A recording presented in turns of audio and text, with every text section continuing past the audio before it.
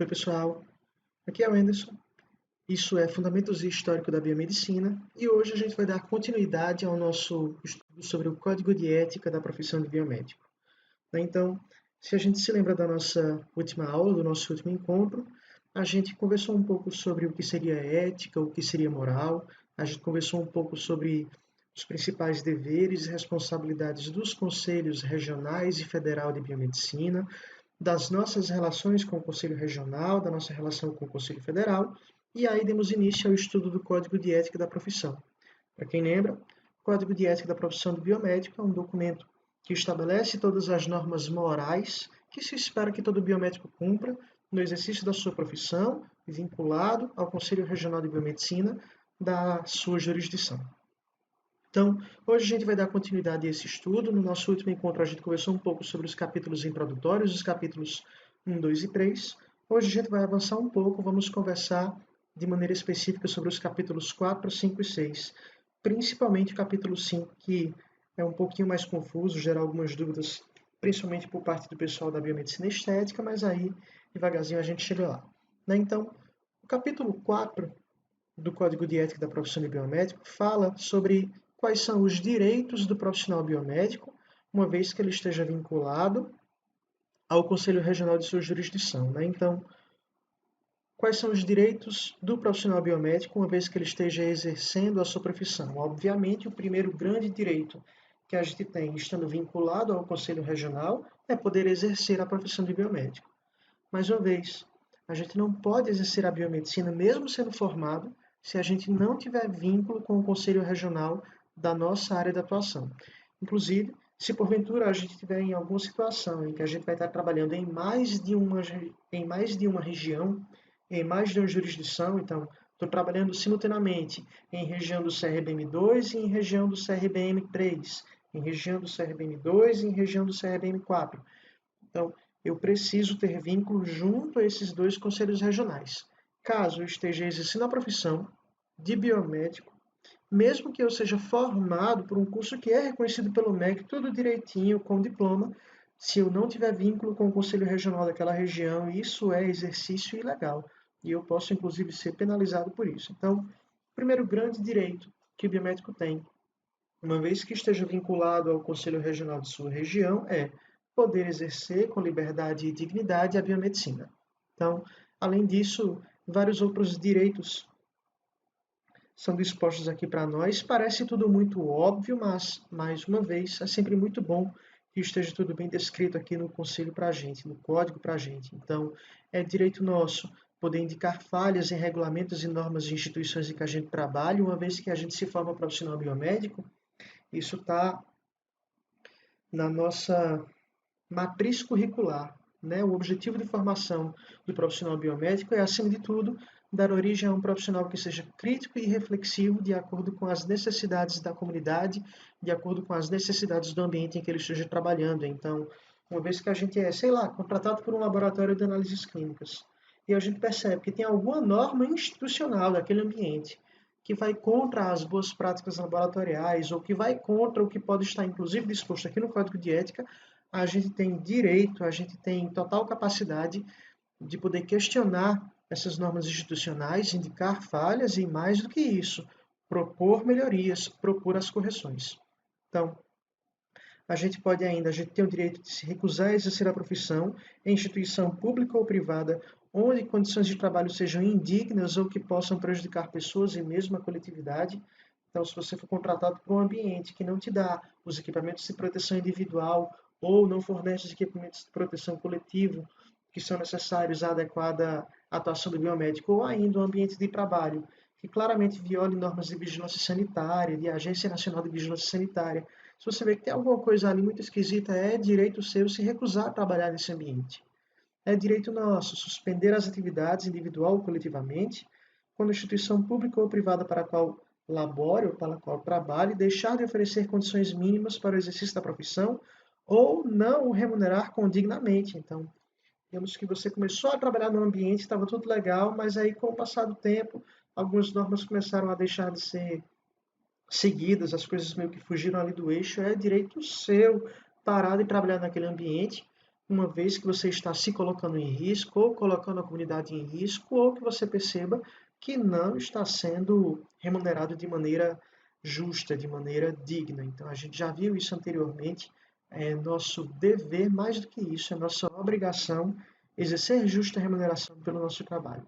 A gente já conversou um pouquinho na aula passada sobre qual seria o papel do conselho com relação ao salário. A gente viu que o papel principal é do sindicato com relação ao salário, mas nada passa por cima do nosso dever individual, da nossa cobrança individual pela nossa remuneração justa. Como a gente sempre falou também, é nosso dever, é nossa obrigação e, obviamente, é um direito nosso resguardar o segredo profissional, ter respeitado esse sigilo profissional e romper esse sigilo profissional apenas em situações em que você perceba que a sua vida está em risco, ou para defender a sua honra, ou, que é o que acontece na maioria das vezes, requisição judicial. Então, se você for convocado por um juiz para poder prestar depoimento, por um delegado, enfim, qualquer oficial de justiça, se você for convocado e houver documentação requisitando a quebra desse sigilo profissional, então nessa situação, obviamente, você vai poder romper isso. Mas, de maneira geral, é um direito seu, e mais do que isso, é obrigação a gente resguardar pelas informações que nos são confiadas. Então, o capítulo 4 fala de todos os nossos direitos, daquilo que a gente tem o direito de fazer, exercer na nossa profissão, mas os aspectos principais são esses. O capítulo que a gente vai discutir hoje, que eu acredito que pode gerar um pouquinho mais de dúvida, que pode gerar um pouquinho mais de discussão, é o capítulo que trata da divulgação e propaganda da atividade biomédica. Então, a gente tem que tomar muito cuidado com a maneira como a gente realiza divulgação e propaganda. Porque o que a gente tem que ter muito claro, principalmente na nossa profissão, é que o que nós fazemos não é comércio. O que nós fazemos é um serviço de saúde. Então a gente tem que tomar muito cuidado com a forma como a gente divulga isso, para não parecer que a gente está numa feira de banana.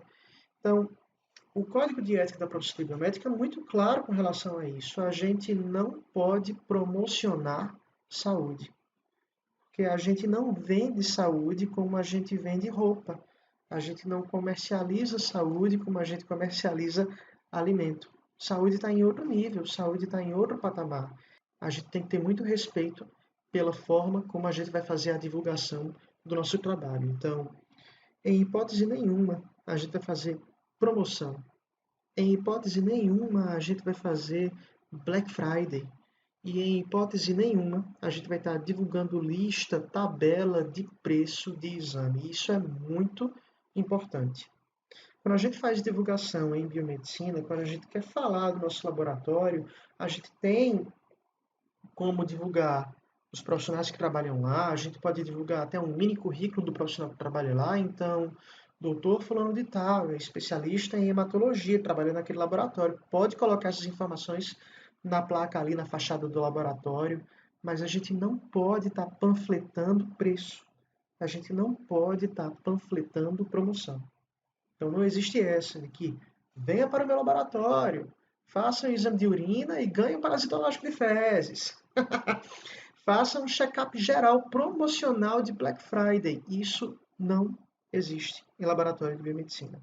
Isso é absolutamente, terminantemente proibido, de acordo com o nosso código de ética, porque, mais uma vez, a gente trabalha com saúde e saúde não se promociona. Então, quando a gente vai fazer propaganda e a gente vai fazer divulgação do nosso laboratório, primeiro de tudo, é preciso deixar muito claro os locais em que a gente pode colocar alguma informação, em que a gente pode colocar alguma placa para poder fazer divulgação do nosso trabalho. Existem dois lugares em que a gente é permitido a colocar placa com as informações do nosso laboratório e dos profissionais que trabalham lá, na nossa residência e no nosso local de trabalho. É possível até fazer divulgação do local onde o laboratório se encontra. Então, coloca lá logo do laboratório, com endereço, com contato telefônico. Em outros lugares, a gente vê isso acontecer, mas não mais do que isso. Se você quer divulgar informações a respeito dos profissionais que trabalham no laboratório, informações dos profissionais só podem estar dispostas no nosso local de trabalho ou no nosso local de residência. A imagem do laboratório pode ser divulgada em outros ambientes, mas até a imagem do laboratório tem que ser divulgada com muito cuidado. Mais uma vez, nada de promoção, nada de lista de preço, né? O que a gente trabalha, mais uma vez, é com saúde. E saúde não é uma coisa que você pega uma listinha e sai comparando preço e pedindo desconto e fazendo pelo menos. Não é assim que funciona para laboratório de análises clínicas. Mais uma vez, a gente está em um patamar um pouquinho diferente com relação a isso.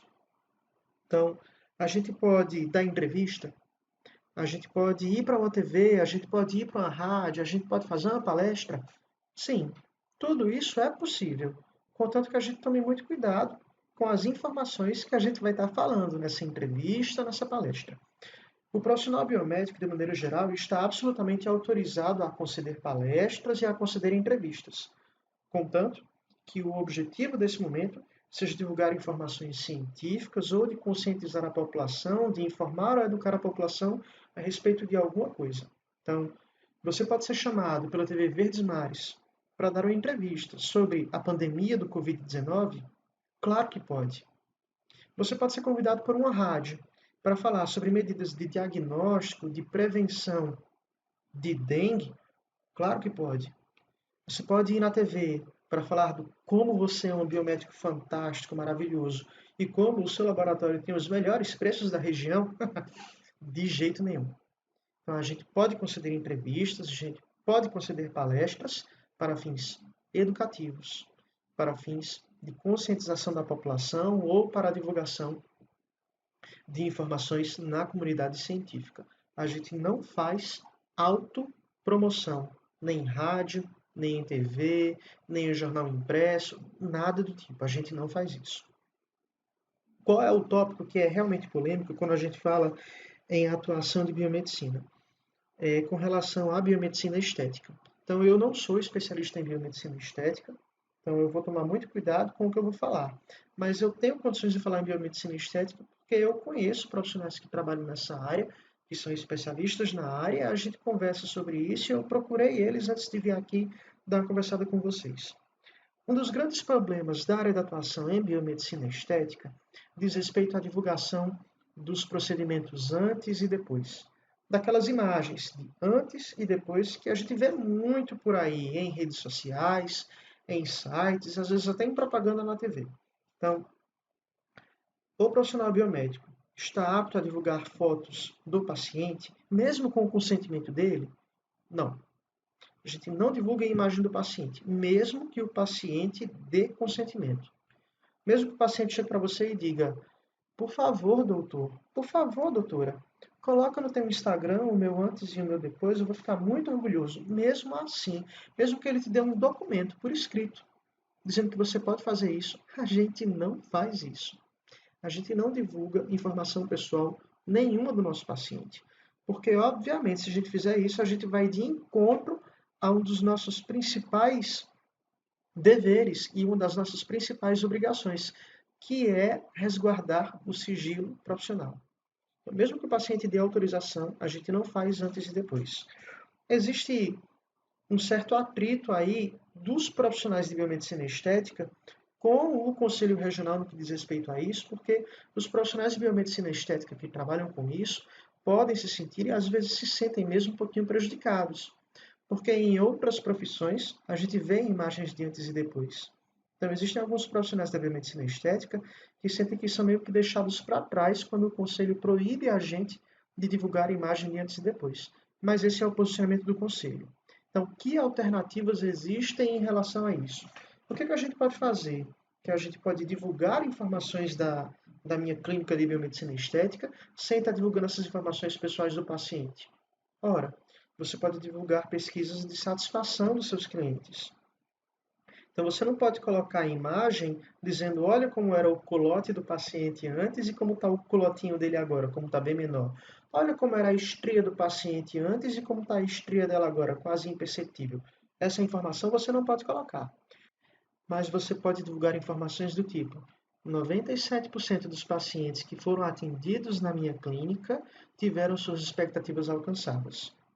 98,75% dos pacientes que buscam a clínica de biomedicina e estética saem satisfeitos com os procedimentos que foram realizados.